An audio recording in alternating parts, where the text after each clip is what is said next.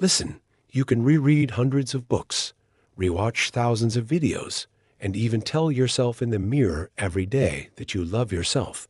But if one crucial thing remains misunderstood, all this love will remain an illusion. Today, I am not here to burden you with another theory, but to give you a real key. That very truth that Jung himself discovered will forever change your relationship with yourself and the world around you. If you are reading this, it means that deep inside you already know there is something more. This is not just about accepting your shadow or knowing how to balance energies. It is about learning to use these ideas so that they really work for you. Theory without practice is just noise. But by the end of this text, you'll not only have a deeper understanding of why you experience difficulties with feeling love, but also a concrete strategy that will help you rethink your relationship with yourself and others. The thing is that your relationships are not a coincidence. Everything that attracts or repels you in people is a direct reflection of that part of yourself that has not yet found a solution. Remember the last person who evoked strong emotions in you: love, admiration, irritation, or even anger. This person is not just a figure in your life. They are a mirror showing you the deepest parts of yourself. Why do you feel drawn to certain people? Why do some traits in others cause you discomfort? Why are you drawn to those who make you feel insecure? Because inside you lives a part that needs recognition and care. Or conversely, are you irritated by qualities that you yourself do not allow yourself to display? Ask yourself an important question. What is this person showing me about myself? It is no accident that you are attracted to or repelled by those who evoke a strong emotional reaction. This is your own shadow that you project. When you repeatedly meet people with similar qualities, it is not a coincidence. This is an invitation to look inside yourself. If you admire someone, analyze what qualities in them evoke your delight. These are possibly precisely the sides that you have not yet allowed yourself to reveal. Are you delighted by someone's freedom and ease? Because you hold yourself too tightly within boundaries? Or do you like self-confident people? Because you do not give yourself the right to show your own strength? And now think about those who irritate you. What exactly in their behavior causes a reaction in you? Perhaps you do not like someone's arrogance, but deep inside, you suppress your own strength and success. Or you are annoyed by people who put themselves first. Because you yourself are used to putting others above yourself and cannot change this. To acknowledge this means starting the path to healing. Remember that just as others reflect parts of you, you are a mirror for them. Having realized this, you begin to approach life with more responsibility. You understand that when someone reacts to you with irritation, criticism, or even aggression, in reality, they are not encountering you, but that part of themselves that they cannot accept. This frees you from the need to take everything personally. Instead of automatically switching to defense, focus not on their words or actions, but on what is behind them. But working on yourself is not just observing other people's reactions, but also transforming your own patterns. Awareness is only the first step. The key task is to learn to integrate those aspects of yourself that you previously rejected or did not notice. When you begin this process, your relationships are rebuilt naturally. You no longer need to make efforts to change something in the external world. The world begins to change itself because you have changed inside. However, do not expect instant results. Integration is a path, not a leap. Approach it with curiosity, like a scientist studying their own inner world. The more you observe your emotional reactions without judgment, the easier it becomes over time. You will see that the people who previously caused you a storm of emotions no longer have power over you. They will stop hooking you on old wounds, because these wounds are no more. And here is what is interesting. As soon as you stop projecting your unhealed parts onto others, your relationships begin to be built on a completely different basis. You stop attracting people who reflect your pains, and instead, you begin to surround yourself with those who resonate with your integrity. This is no longer a relationship out of need, not an attempt to fill an inner emptiness with someone from the outside. This is a connection between two complete people who can walk together, not out of dependence, but out of choice. True love is possible only when you go through this path of self-discovery and accept yourself fully. You will always be looking for confirmation of your value from the outside, expecting someone to give you what you cannot give yourself. But when you gain inner wholeness, love becomes not something that you are trying to hold or deserve, but something that you naturally radiate. In such a state, your relationships no longer turn into emotional roller coasters because you do not cling to your partner out of fear, but interact with them from a state of abundance. And now, the most important thing, that part of you that you reject is the very part that sabotages your ability to love and be loved. You cannot build deep relationships if you have unaccepted aspects in you that you hide even from yourself.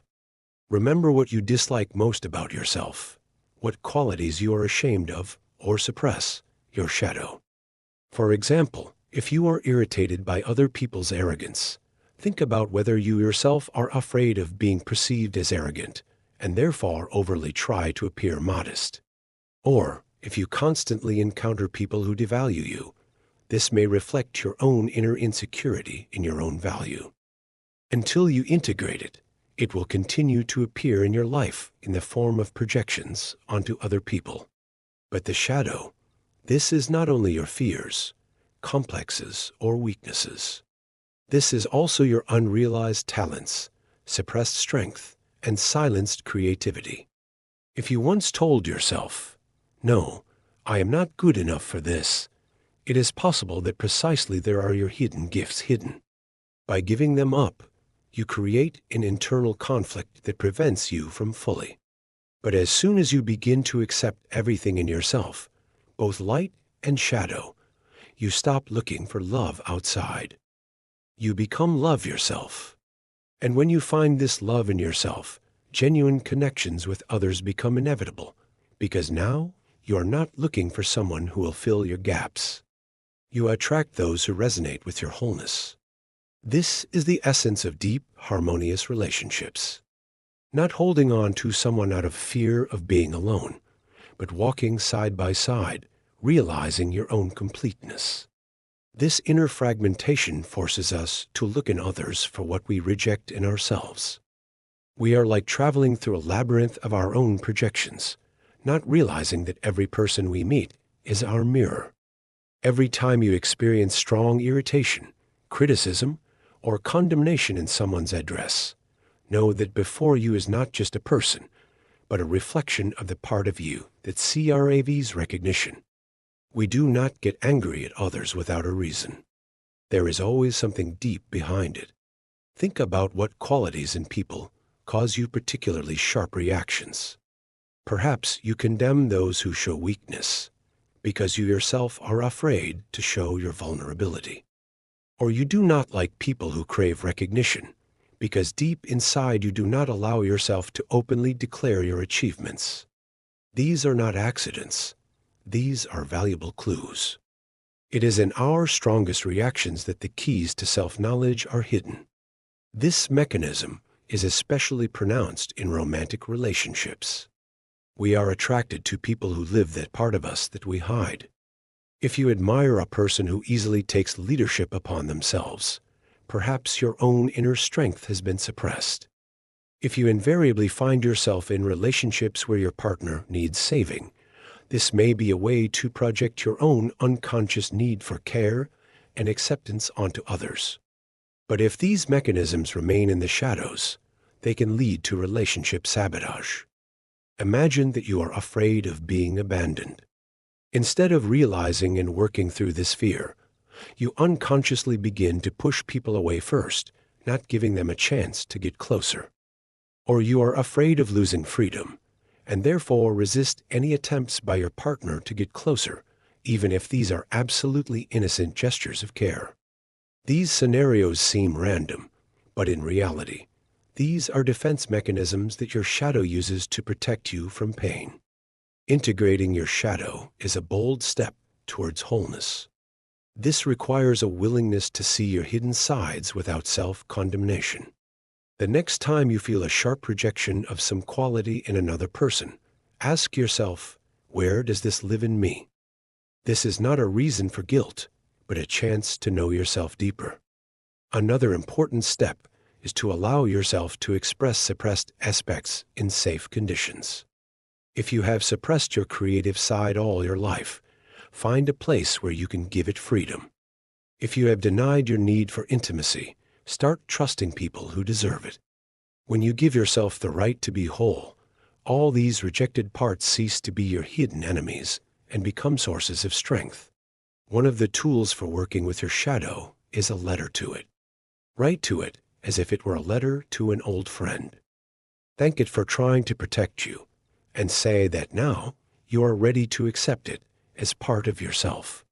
This inner dialogue can start a reconciliation process that will change not only your attitude towards yourself, but also all your relationships with those around you. The most amazing paradox is that by accepting your darkest sides, you become lighter and freer. The more you allow yourself to be yourself without masks and suppression, the brighter your energy, the deeper your connections. People are drawn to authenticity because in a world full of illusions, this is the rarest and most valuable thing. When two people meet, no longer trying to fill each other's voids, but coming as complete personalities, then the strongest, deepest, and most sincere relationships are born. You no longer seek salvation in another person because you have found it inside yourself. You no longer project your fears and insecurities onto your partner because you have accepted them and transformed them. Instead of fighting for attention or recognition, you begin to live from a state of abundance where love is not a dependence, but a natural continuation of your wholeness. And it is in this state that you find true, authentic love, first for yourself and then for another person. Relationships are not just comfort and joy. This is a territory of growth, a mirror in which our deepest fears, wounds, and unconscious beliefs are reflected. Each conflict, each pain, is not just an accident or someone's fault, but an opportunity to look inside yourself and understand why this happened. Until you see love not as the ultimate goal, but as a path of self-knowledge, you will repeatedly face the same lessons, only in new forms. Think about it. If you are constantly dissatisfied in relationships, this is not about an unsuccessful coincidence. This is a sign of an old wound that needs healing. If you vitally need your partner to give you a sense of security, it means that deep down you yourself do not feel safe. But the important moment is that these feelings do not come from the outside. They awaken internal mechanisms that help you realize and transform them. When we perceive love only as a source of pleasure and emotional comfort, we devalue the opportunity to transform ourselves. In reality, relationships are the most intensive class in the university of life. They highlight our weaknesses, help to uncover deep-seated beliefs and patterns that control our actions. Look at your romantic history. Are there recurring scenarios in it? Maybe you are constantly attracting emotionally unavailable partners. Or are you drawn to people who need saving? These patterns are not accidental signals. They point to internal wounds that you either do not realize or are trying to ignore. Attachment theory explains that our early childhood connections form a model of relationships that is then repeated in adulthood. If you learned in childhood that love is unstable and unpredictable, in adulthood, you may unconsciously attract the same unstable relationships. This is not because you like to suffer, but because the brain is drawn to the familiar, even if it causes pain. But the good news is that awareness of these patterns is the first step towards changing them. The real goal of love is not just to make you happy, although happiness can be a wonderful side effect. It should not be confused with the ultimate goal. Love is needed to bring out the shadows that otherwise would remain in the shadows. It is in a deep connection with another person that your strongest fears, defense mechanisms, and hidden desires are revealed. Love is not a search for the ideal person who will fix your life. This is a process of becoming a person who is capable of loving deeply, fearlessly, and consciously. Instead of asking why this situation happened to me, ask, what does this situation tell me about myself? Instead of focusing on who is right and who is wrong, try to see this as an opportunity for growth. Your irritability over some minor action by your partner may hide a deep-seated fear of abandonment. This is not the partner's fault. This is a signal of your wound. However, it is important to remember that healing does not consist in self-flagellation. It is about realizing your patterns, accepting your emotions, and finding constructive ways to express them. The emotions we try to suppress often become the most controlling. But if you allow yourself to feel them, they can become the main keys to inner freedom. Our romantic attractions are also not accidental. They direct us to parts of ourselves that we have not yet integrated. If you are fascinated by someone's freedom, it may mean that you yourself crave more freedom in your life. If you are fascinated by someone else's creative energy, perhaps there is an artist sleeping within you who is afraid to come out. Our strongest attractions are a kind of map leading to our hidden potential. Even a broken heart is not the end, but an opportunity for a powerful inner transformation. When a relationship ends, you have two paths. You can blame your partner, fate, circumstances, and repeat the same scenario in the future. Or you can ask yourself the important question, what did this experience teach me? How can I become wiser because of this? It is this choice that determines whether you turn into a person filled with resentment or become stronger and more aware. Mature love is not built on the search for the perfect partner, but on the desire for mutual growth. In such relationships, each challenge becomes an opportunity to expand consciousness, destroy old patterns, and heal emotional wounds. When you stop looking at love as a means of achieving happiness and begin to see it as an instrument of transformation, the feeling of satisfaction comes deeper and more stable. It no longer depends on ideal circumstances or an ideal person, but becomes a natural consequence of your internal development. The real shift begins when you stop saying, "Why do I always attract these partners?" and replace it with the question, "Why do I choose these people?" This moment of awareness changes everything because it returns control to you. You are no longer a victim of fate or other people's actions. You become the creator of your love life. You are the person who consciously chooses whom to let into your life and what patterns to break. However, accepting love as a path to personal growth requires courage. It requires honesty before yourself. You need to be ready to face uncomfortable truths, ask questions about deeply rooted beliefs, and possibly even give up roles or habits that no longer serve your well-being. This is a painful process, but it leads to incredible results. You begin to build relationships based not on fear of losing, but on freedom to be yourself. You stop looking for a partner to fill an inner void, and instead find a person with whom you can share your wholeness. In these moments, it may seem that no one understands you, not even close people. The reason lies in our subconsciousness. Recurring scenarios are not accidents, they are signals. If you repeatedly choose partners who make you suffer, this may be a reflection of an old emotional trauma that requires attention. If it is important for you that your partner constantly confirms your worth, it means that deep down you fear that you are not good enough on your own. Toxic relationships do not appear out of nowhere. They obey an internal logic that you have not yet realized. These patterns work like an invisible mechanism, managing your choices with mathematical precision. You can change partners, but the dynamics remain unchanged. This is not a curse and not an accident. These are internal settings laid down in childhood. How you first learned what love is forms the model for your future relationships.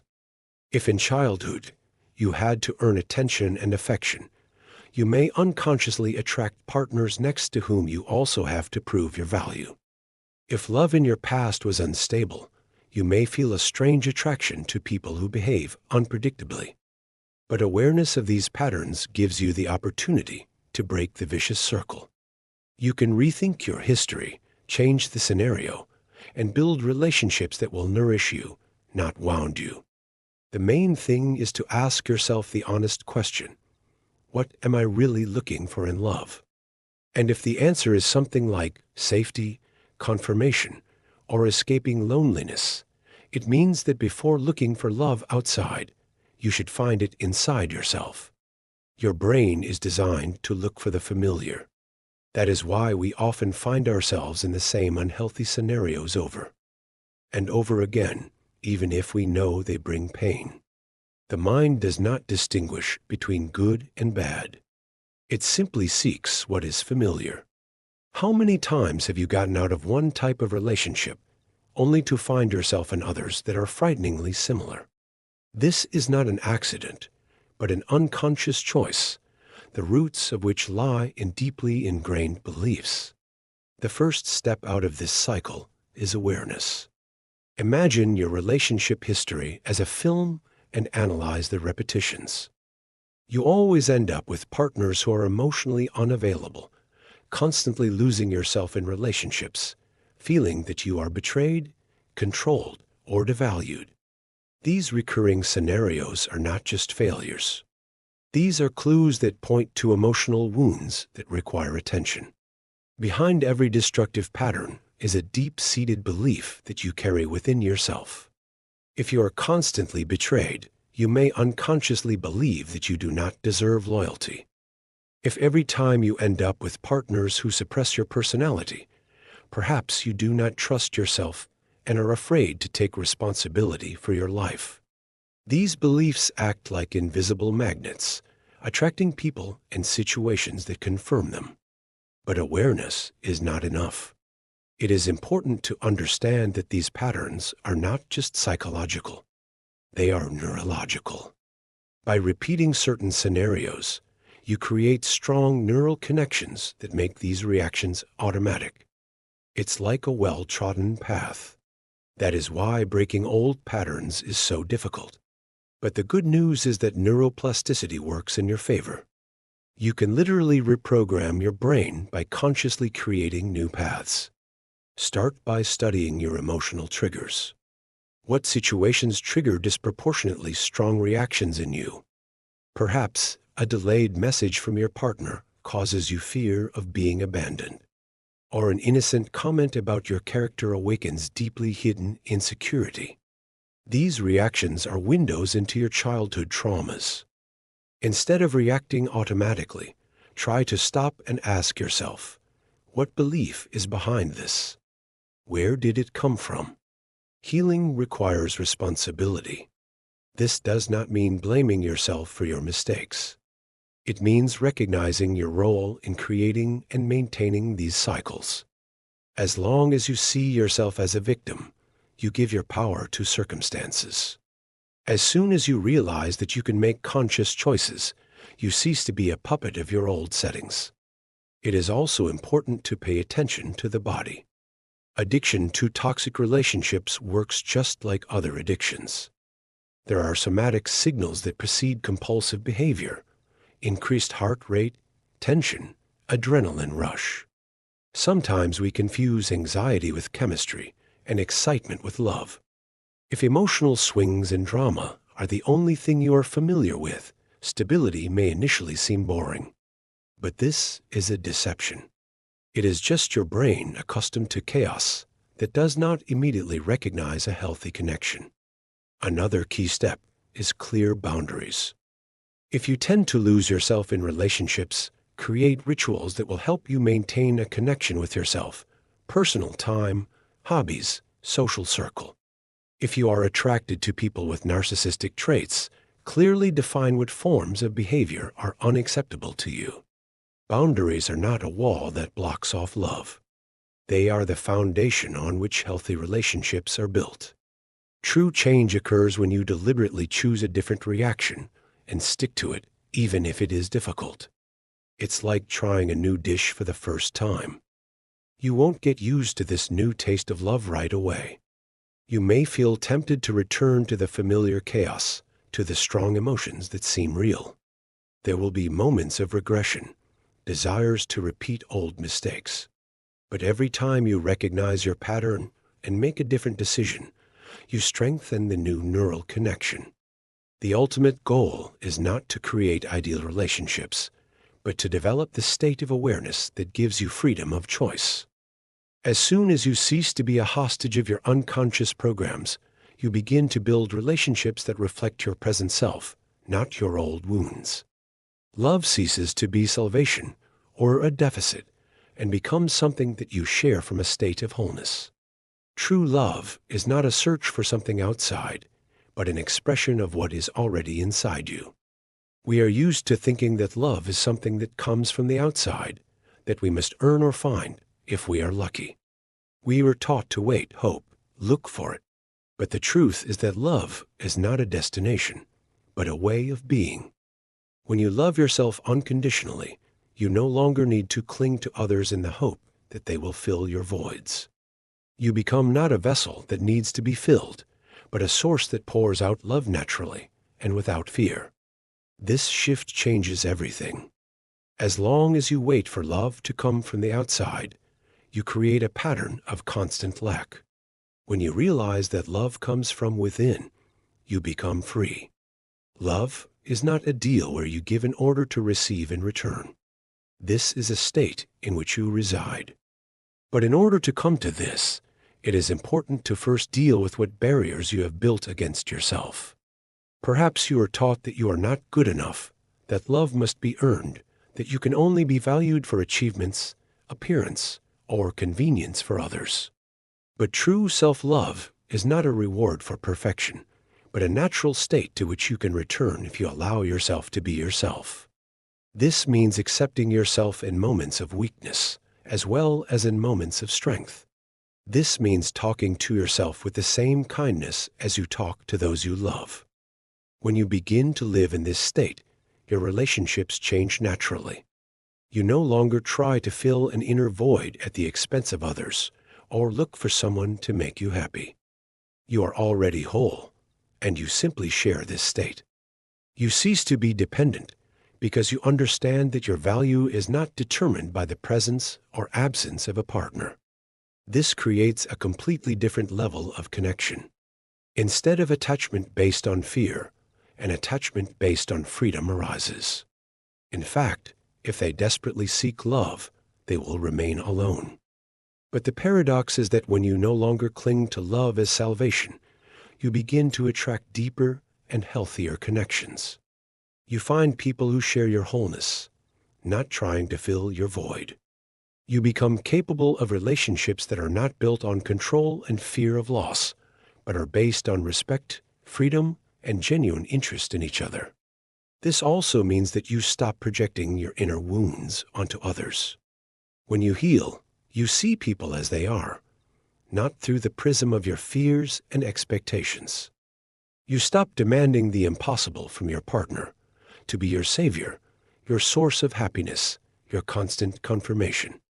But in this regard, the ability to love becomes a practice of unconditional self-compassion. Self-compassion becomes key. When complex emotions rise up in you, fear, shame, anxiety, anger, instead of suppressing them or criticizing yourself, you learn to accept them with understanding. This is not weakness, but courage. Only by accepting your own vulnerability can you be with others from a state of real connection, not out of need. This path requires patience. There are moments when old fears will return, when you will again feel the temptation to seek confirmation from the outside. This is normal. Each time you choose love for yourself instead of fear, you strengthen the new neural connection, creating a new way of being. In this world, love is not a reward for perfection. It is a result of fully accepting yourself. And as soon as you realize that you are the love you have been looking for, everything around you begins to change. You are no longer looking for love. You live it. You are not waiting for someone to give it to you. You simply allow it to be. You understand that love has never been something external. It has always been here, inside you.